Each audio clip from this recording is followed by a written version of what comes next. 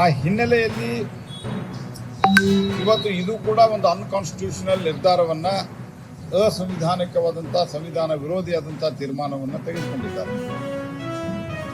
ಕರ್ನಾಟಕ ಸರ್ಕಾರ ಮೊದಲು 4% ಕಾಂಟ್ರಾಕ್ಟ್ದಲ್ಲಿ, ಬಹುಶಃ ಇಡೀ ದೇಶದಲ್ಲಿ ಎಲ್ಲೂ ಇಲ್ಲ, ಕಾಂಟ್ರಾಕ್ಟ್ದಲ್ಲಿ 4% ಅವರಿಗೆ ರಿಸರ್ವೇಷನ್ ಇಡುವಂತಹ ಒಂದು ದುಸ್ಸಾಹಸವನ್ನು ಮಾಡಿದ್ರು.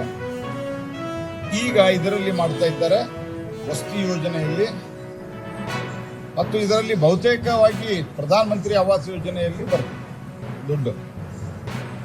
ಹಾಗಾಗಿ ಇದರಿಂದ ಉಳಿದ ಸಾಮಾನ್ಯ ಬಡವರಿಗೆ, ಉಳಿದ ಸಾಮಾನ್ಯ SC STಗಳಿಗೆ, ಉಳಿದ ಸಾಮಾನ್ಯ OBCಗಳಿಗೆ ಇದರಿಂದ ಭಾರಿ ದೊಡ್ಡ ಪ್ರಮಾಣದಲ್ಲಿ ಅನ್ಯಾಯ ಆಗ್ತದೆ.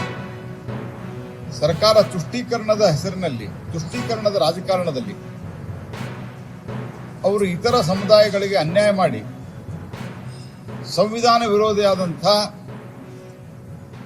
ಧರ್ಮಾಧಾರಿತ ರಿಸರ್ವೇಷನ್ ಅನ್ನ ಈ ಅಪೀಸ್ಮೆಂಟ್ ಮಾಡಕ್ಕೆ ಕೊಡ್ತಾನೆ ಹೋಗ್ತಾ ಇದ್ದಾರೆ. ಇದನ್ನ ನಾವು ತೀವ್ರವಾಗಿ ವಿರೋಧಿಸ್ತೀವಿ. ಮೊದಲು ಹೆಂಗೆ ವಿರೋಧ ಮಾಡಿದ್ವಿ ಮತ್ತು